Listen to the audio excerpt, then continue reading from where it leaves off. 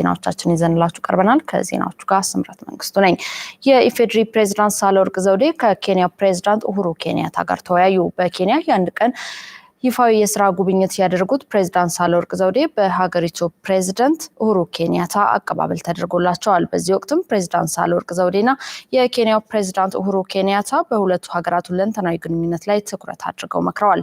በውይይታቸውም ኢትዮጵያና ኬንያ ለረጅም ጊዜ የቆየ ግንኙነትና ትብብር እንዳላቸው የጠቀሱት መሪዎቹ በቀጣይም ግንኙነቱን ወደ ላቀ ደረጃ ለማሳደግ በሚቻሉባቸው ጉዳዮች ላይ በጋራ እንደሚሰሩ አረጋግጠዋል። ከዚህ በተጨማሪም በአካባቢ ጉዳዮች ላይ መምከራቸውን የገለጹ ሲሆን ኢትዮጵያና ኬንያ ለክልሉ ሰላም መረጋገጥ የሚጠበቅባቸውን እንደሚወጡ አመልክተዋል። ከውይይቱ በኋላም ፕሬዝዳንት ኡሁሩ ኬንያታና ቀዳማዊት እመቤት ማርጋሬት ኬንያታ ለፕሬዝዳንት ሳህለወርቅ ዘውዴ የምሳ ግብዣ አድርገውላቸዋል። ዘገባው የኤፍቢሲ ነው።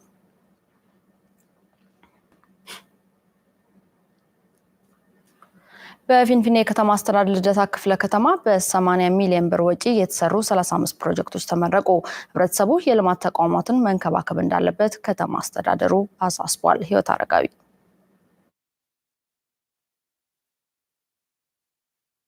በፊንፊኔ ከተማ አስተዳደር ልደታ ክፍለ ከተማ ለተለያዩ አገልግሎቶች የሚውሉ 35 ፕሮጀክቶች በ80 ሚሊዮን ብር ወጪ የከተማው ከፍተኛ ባለስልጣናትና በርካታ ነዋሪዎች በተገኙበት ተመርቋል። ፕሮጀክቶቹ በኮንስትራክሽን ጽህፈት ቤትና በህብረተሰብ ተሳትፎ ልማት ጽህፈት ቤት መሰራታቸው ተነግሯል። በዕለቱ ከተመረቁ ፕሮጀክቶች መካከል የጤና ተቋማት፣ የመንግስት መስሪያ ቤቶች ማስፋፊያ፣ ለተለያዩ አገልግሎቶች የሚውሉ ሼዶች፣ የውስጥ ለውስጥ መንገዶችና የጋራ መታጠቢያ ቤቶች ይገኙበታል። እነዚህ በመንግስት ወጪና በህብረተሰብ ተሳትፎ የተሰሩ ግንባታዎች በከተማው ማስተር ፕላን መሰረት የጥራት ደረጃቸውን የጠበቁ እንዲሆኑና በታቀደላቸው ጊዜና ወጪ እንዲጠናቀቁ ከፍተኛ ክትትል እንዳደረጉ የክፍለ ከተማው የኮንስትራክሽን ጽህፈት ቤት ኃላፊ አቶ ሀዱሽ ገብረመድህን ገልጸዋል። የህዝቡን የልማት ፍላጎት ለማርካት በርካታ ስራዎች እየተሰሩ እንደሚገኙም ተናግረዋል። በክፍለ ከተማው በበጀት ዓመቱ 20 ነባር ያልተጠናቀቁ ግንባታዎችን በተለያየ የግንባታ ደረጃ ላይ የሚገኙ 35 ግንባታዎች በዛሬው ዕለት የሚመረቁና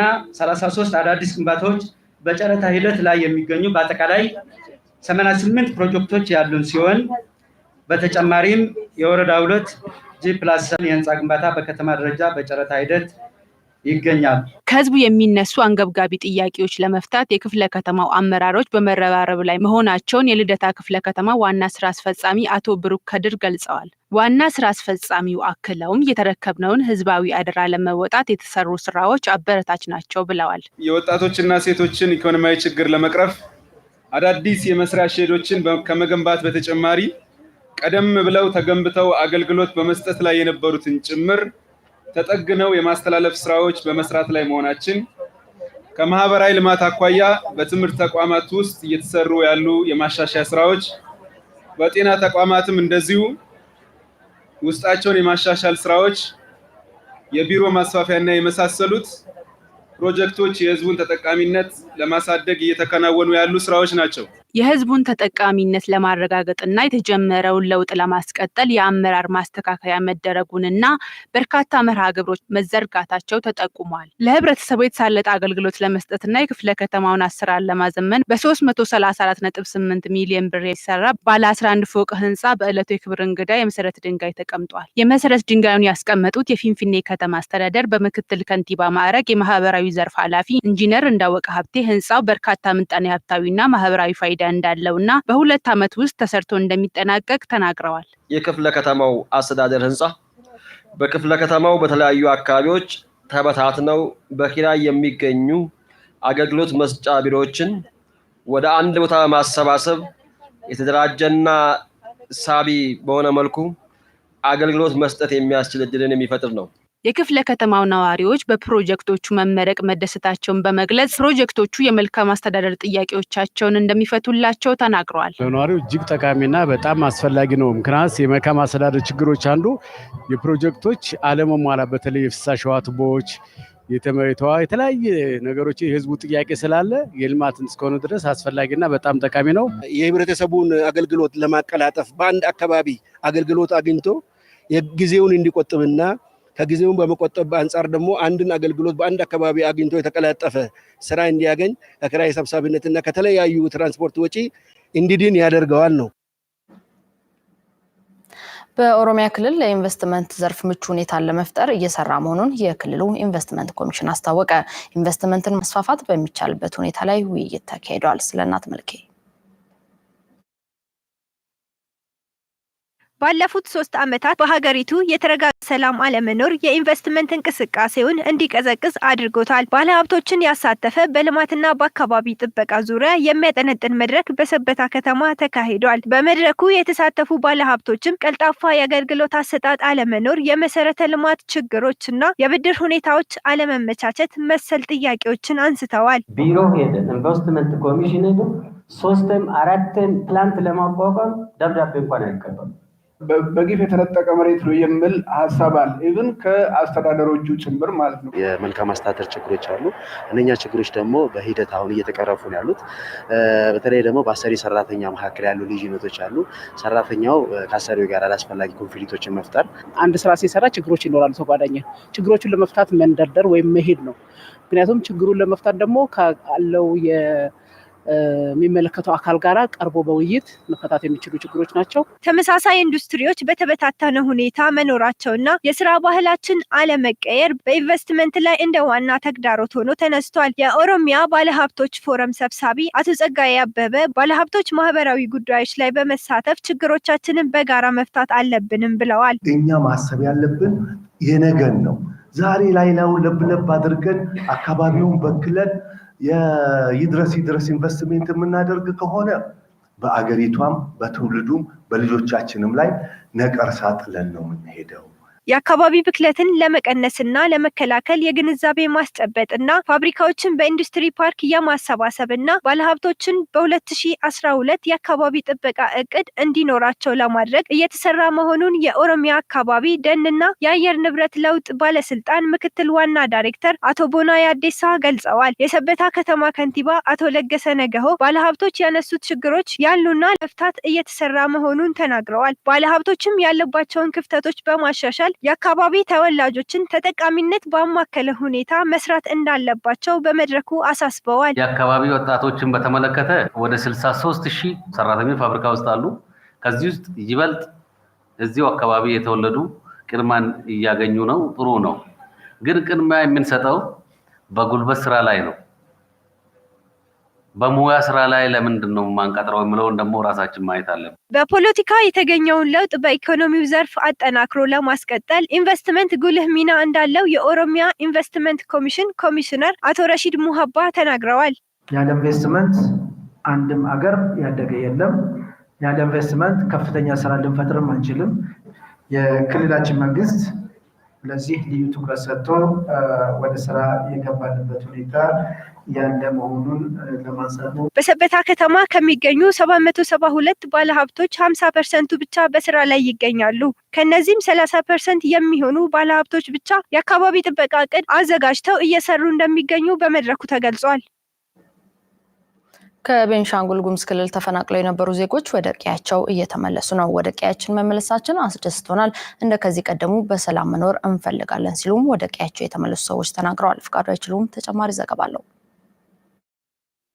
ከመስከረም 11 2011 ዓ.ም ጀምሮ በተፈጠረ ግጭት ከቤንሻንጉልና ከኦሮሚያ ክልል የተፈናቀሉ ዜጎች ወደ አካባቢያቸው እየተመለሱ ነው።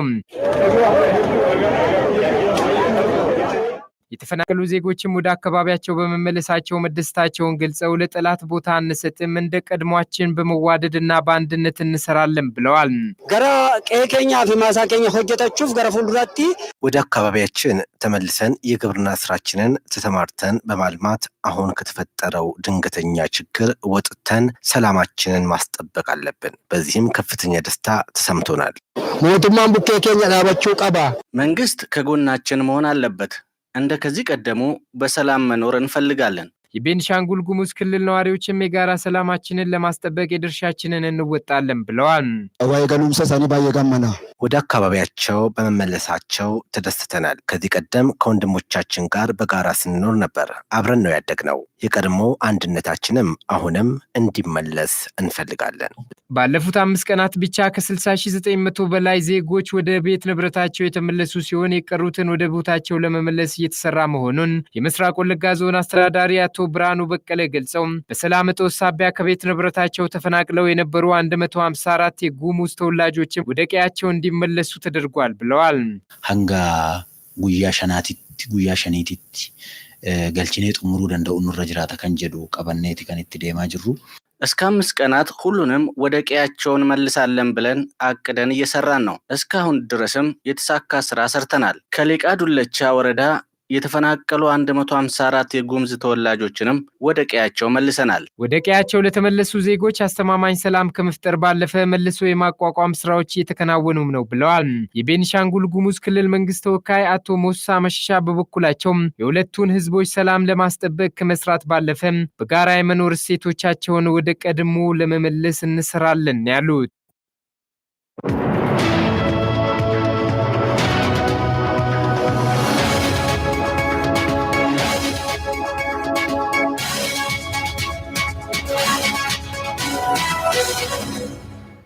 ዜናዎቻችን እንደቀጠሉ ናቸው። ከውጭ ምንጭ ወዳገኘነው ዘገባ ሳልፍ የኮምፒውተር መረጃ መዝባሪዎች የዋትስአፕ መተግበሪያን ተጠቅመው ስልኮችና ሌሎች ኤሌክትሮኒክስ መገልገያዎች ላይ መሰለያ ጭነው እንደነበር ዋትስአፕ ኩባንያ አስታወቀ። ለቢቢሲ ዘገባ መረዘሪው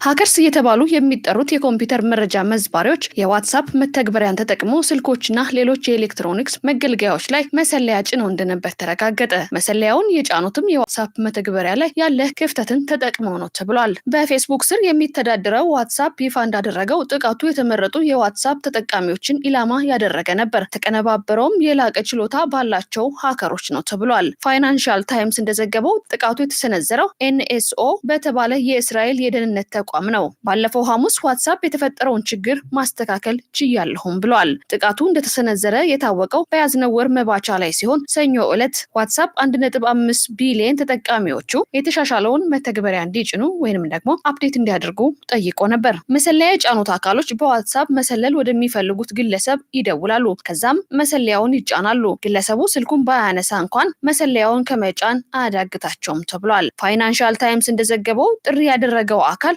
ማንነት ከደዋዮቹ ዝርዝር ወይንም ደግሞ ኮሎግ ይጠፋል። ዋትስአፕ ለቢቢሲ እንዳሳወቀው ለመጀመሪያ ጊዜ ይህ ክፍተት መፈጠሩን ያስተዋለው የድርጅቱ የደህንነት ክፍል ነበር። ወዲያው ለሰብአዊ መብት ተሟጋች ቡድኖች እንዲሁም ለአሜሪካ ዲፓርትመንት ኦፍ ጀስቲስ አሳውቀዋል። ጥቃቱ ከግል ድርጅት ጋር መሰንዘሩን የሚያሳይ ምልክት አለ። ከመንግስት ጋር በመሆን ያልተፈለገ የስለላ ሶፍትዌር በመጠቀም ስልክ መቆጣጠር የሚያስችል ነው ሲሉም ለመገናኛ ብዙሃን ገልጸዋል። ኤንኤስኦ ከመንግስት ፍቃድ የተሰጣቸው ተቋሞች ወንጀልን ለመከታተልና የሽብር ጥቃት እንዳይደርስ ለማድረግ እንዲያውሉት አልሞ እየሰራው ነው። ሆኖም አሰራሩ ያለአግባብ ጥቅም ላይ ውሎ ከሆነ ምርመራ ያደርጋል ተብሏል። ዋትስአፕ ምን ያህል ሰዎች ጥቃቱ እንደደረሰባቸው ለማወቅ ጊዜው ገና ነው ብሏል። ከዚህ ቀደም በኤንኤስኦ ጥቃት ደርሶብኝ ነበር ያለው የመብት ተከራካሪ አምኒስቲ ኢንተርናሽናል የሰብአዊ መብት ተሟጋቾች መሰል ጥቃት ሊደርስባቸው እንደሚችል ስጋት ነበረም ብሏል። የአምኒስቲ ኢንተርናሽናል የቴክኖሎጂ ክፍል ዳይሬክተር ዳና ሌግሌቶን እንዳሉት ታዋቂ የመብት ተሟጋቾችና ጋዜጠኞችን ለመቆጣጠር በመንግስታት ጥቅም ላይ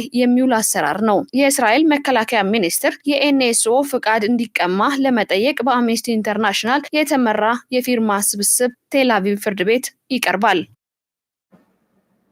ተመልካቾቻችን ዜናዎቻችን የተከታተላችሁ ይመስል ነበር። ቀሪ የኦቤን ፕሮግራሞች ይቀጥላሉ። መልካም ጊዜ ይሁንላችሁ።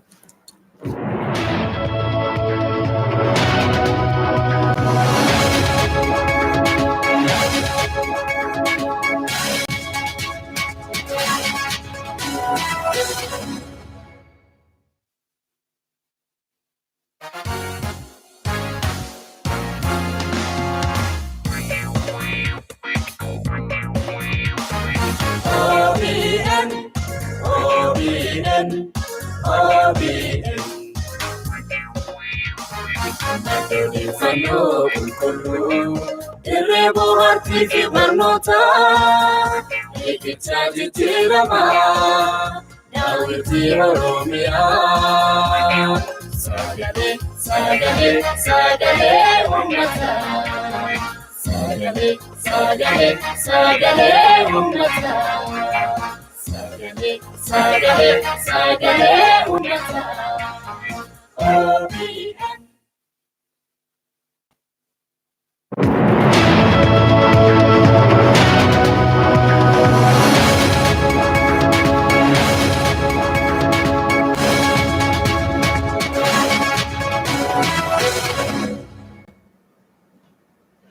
Hello, I'm Azim Magarsa. Welcome to OBN English News Service. President of the Federal Democratic Republic of Ethiopia, Sahle-Work Zewde, has held talks with President Uhuru Kenyatta of Kenya on Tuesday at the State House in Nairobi. Their discussion focused on bolstering historical bilateral ties between Ethiopia and Kenya. The Ethiopian president, who is in the country on a one-day official visit, was received by President Kenyatta and First Lady Margaret Kenyatta at the State House, Nairobi, shortly after 1 p.m. She was accompanied by Ethiopian ambassador to Kenya, Meles Alam. After signing the visitor's book, President Sahle-Work proceeded into a meeting with her host, President Kenyatta, where they discussed a wide range of matters of mutual interest to the two nations, key among them being the ongoing engagements aimed at deepening diplomatic and bilateral ties between the neighboring countries. Ethiopia and Kenya enjoy an elevated relationship with the Binational Commission, which is the highest level of structured bilateral cooperation, according to the State House.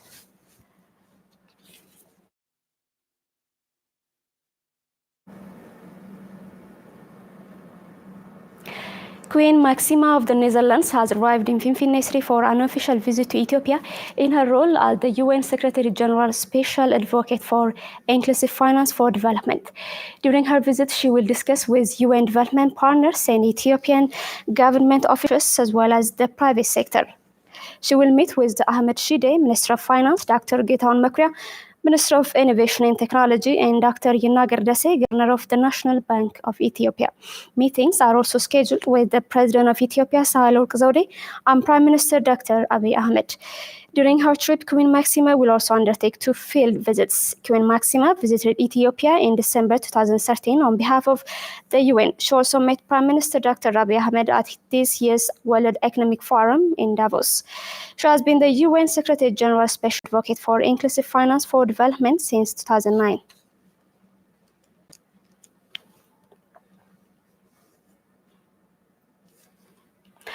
Deputy Prime Minister Dammaqe Mokonnin has held talks with President of Uganda, Yoweri Kaguta Museveni, on Monday, focusing on bilateral and regional issues.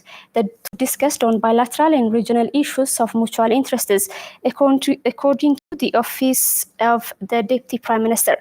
Dammaqe and President Museveni agreed to elevate the long-standing tie between the two countries, as well as to enhance cooperation on regional issues. Dammaqe also handed over a letter from Prime Minister Dr. Abiy Ahmed to the Ugandan president.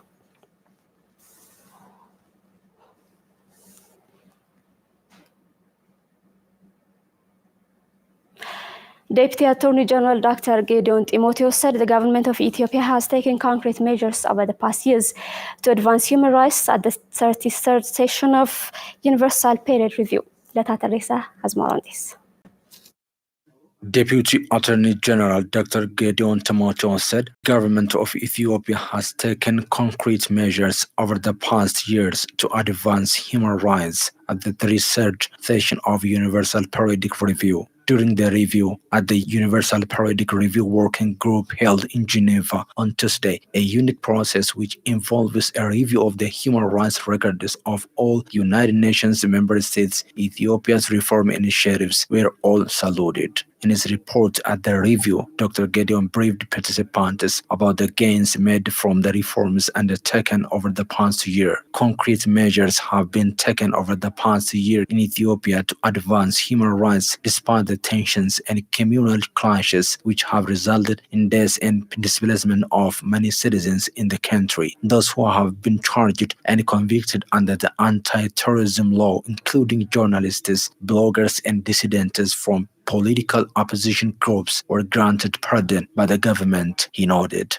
The Deputy Attorney General further said the government of Ethiopia has repealed and replaced the former Charities and Societies Law to better respect freedom of association and the work of civil society organizations, as well as to promote the rule of law and democracy. Moreover, a National Reconciliation Commission has been set up to promote intercommunal understanding, reconciliation, and harmony, and the government is endeavoring to provide socio-economic services, including healthcare, education, and housing to the most needy, he noted. The Deputy Attorney General stated that the proportion of public spending in poor areas in Ethiopia has increased by 2/3 over the past decade, including in education sector and to build roads. Member states commended Ethiopia for the improvement of the human rights situation in the country through political reform measures and steps to widen civil society and democratic space, and for the release of political prisoners previously charged as terrorists. They also praised the country for achieving a gender parity in government positions, for the implementation of the Growth and Transformation Plan 2016 up to 2020, leading to poverty reduction, and for the National Action Plan 2016 up to 2020. The member states recommended Ethiopia to strengthen the capacity of the judiciary, ombudsman, and the National Human Rights Commission, as well as to step up efforts to combat human trafficking and to improve food security. They also recommended Ethiopia to ensure equitable,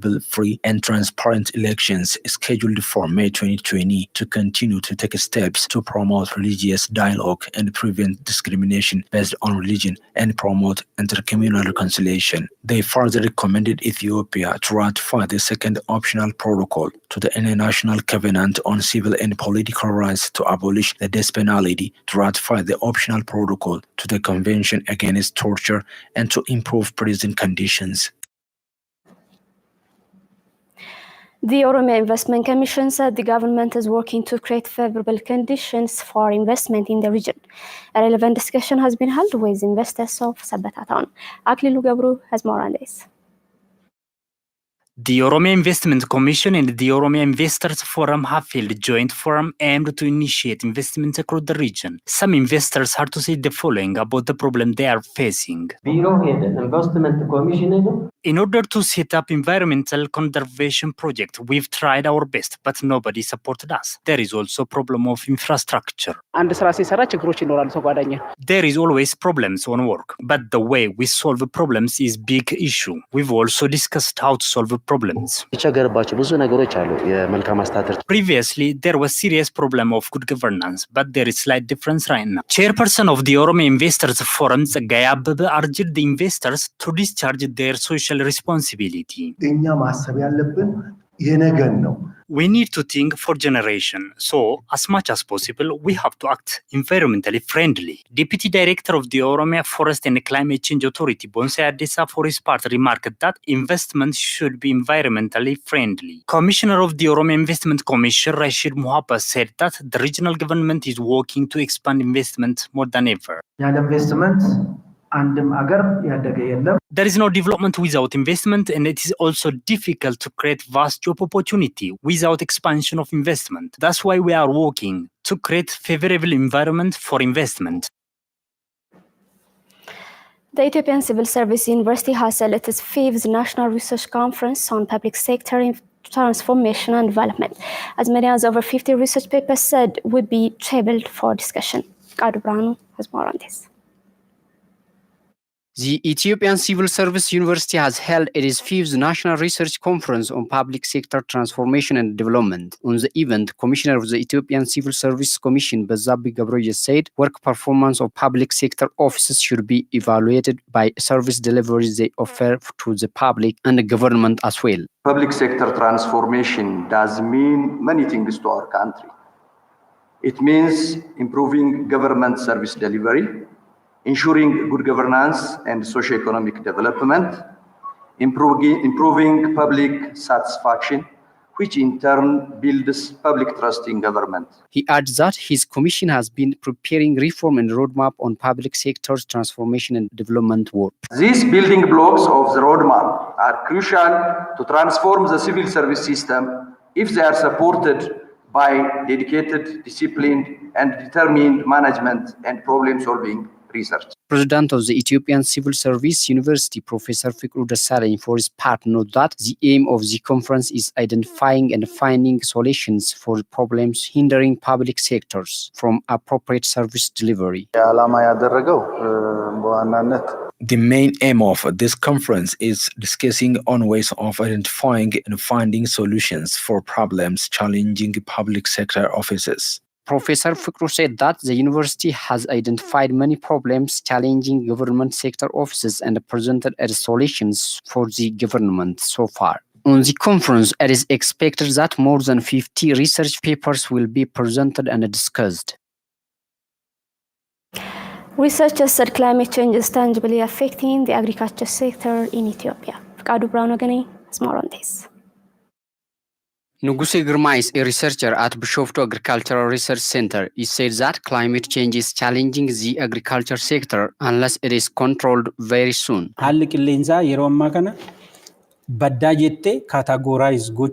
Nowadays, it is difficult to categorize weather condition into desert and highland due to climate change. There is no sequential rain as previous times. Especially, there is a great climate change in the past 2 years. So this climate change is mainly challenging agriculture. He adds that if agriculture is pillar for development of the country, it should be guarantee for the constantly increasing population of the country, bringing foreign currency and be input for agro-industries built in the country. Nuguse noted that coordination work is very important to resist agriculture from climate change. Agricultural research centers should focus on creating technologies which resist climate change. In doing so, agricultural research centers and agriculture bureaus from top to bottom should work in coordinated way. They should work on frequent monitoring of emerging issues. He underscored that farmers should ask for the new agricultural technologies and apply it properly to save agriculture from climate change. When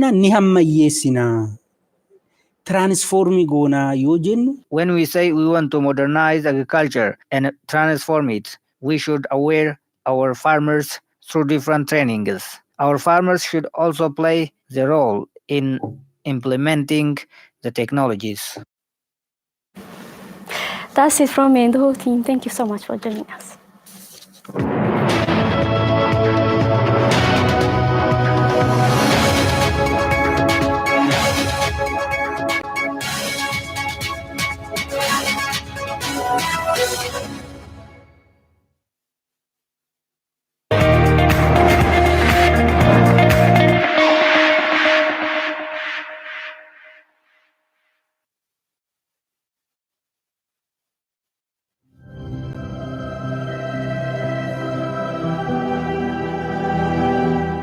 Akkam jirtan hordoftoota keenya kun qophii xiyyee miilanaati. Qophii xiyyee miilanaa keenya har'aatiin dhimma qonnaa irratti fuulleeffanneerra. Mootummaan naannoo Oromiyaa damee qonnaa jijjiiruuf xiyyeeffannoo addaatti kennee hojjechaa jira.